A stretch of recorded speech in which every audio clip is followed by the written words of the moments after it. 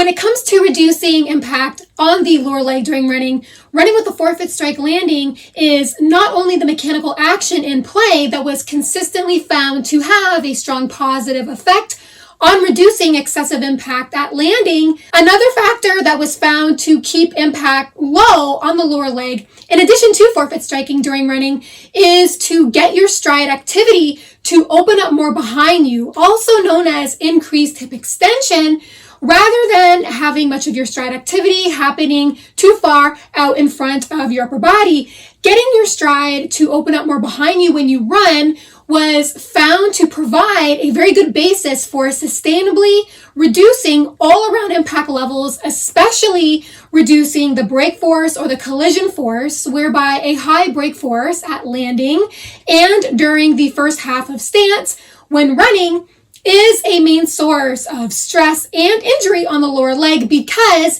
it produces high compressive loads, and it's usually the result of landing with an overstride, which is defined as initial foot strike position, landing ahead of the ankle, knee, and hip, and overstriding results in leg swing activity that occurs more in front of the body. This causes the body to come to a grinding halt for a longer period of time, which also causes the weight of the body to load longer onto the lower leg. And even worse, the leg also gets loaded at a magnitude of 3 times the runner's body weight, which was consistently proven to be a major stressor and therefore a risk factor for injury on the lower leg as compared with an initial foot strike position that is closer to the ankle, knee, and hip. This positional arrangement is almost automatically engaged when you land with a forefoot strike while making sure that both knees are kept softly bent at all times, and collectively this produces a significantly lower overstride angle,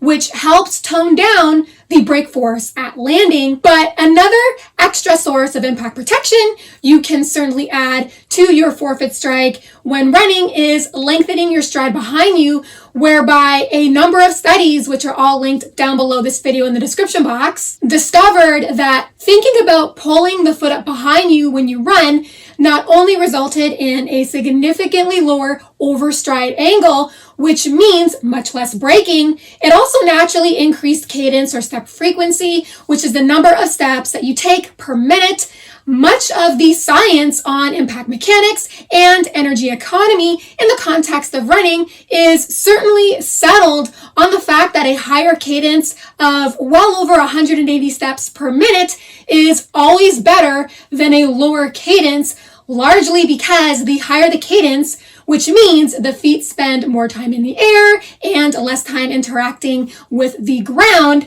fundamentally results in a contact of the foot with the ground that is so brief that there is less time for damaging impacts to emerge, and equally important, there's less time for abnormal foot motions and postures to take hold. This is why there's every reason to believe that a higher running cadence or step frequency may have significant advantages over a lower running cadence, of which lengthening your stride behind you as well as forefoot striking during running easily increases cadence to where it needs to be as compared with running with a heel strike while overreaching with the leg to heel strike, which has been shown to reduce cadence as well as increase ground contact time of the foot, which are well-known risk factors in pretty much increasing all around impact levels beyond a certain threshold of overexposure on multiple sites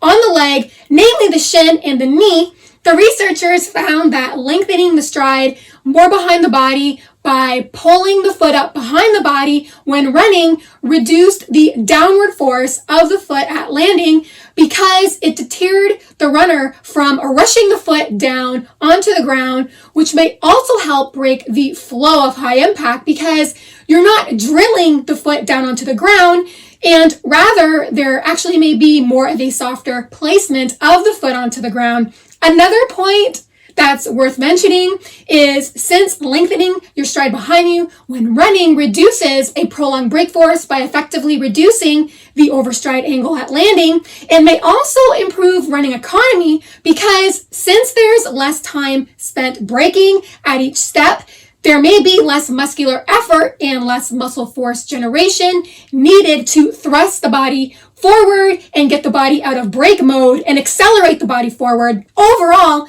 it's logical to make the assertion that when it comes to preventing impact-related injury on the lower leg when running, how your foot strikes the ground is really only one small piece of the puzzle. It also depends on how you use your leg swing mechanics. So essentially, it's a collective of mechanical components that really goes into helping make the most consistent progress in bringing down harmful impact forces. And those mechanical components, as per the growing evidence, really seems to always be the combination of forefoot striking coupled with enforcing a more rearward leg swing, which correlates better with having a pronounced effect on reducing, straining, opposing forces on the lower leg, which is why study after study, heel strike runners who suffered either chronic lower leg pain or runner's knee consistently displayed the largest improvements in symptoms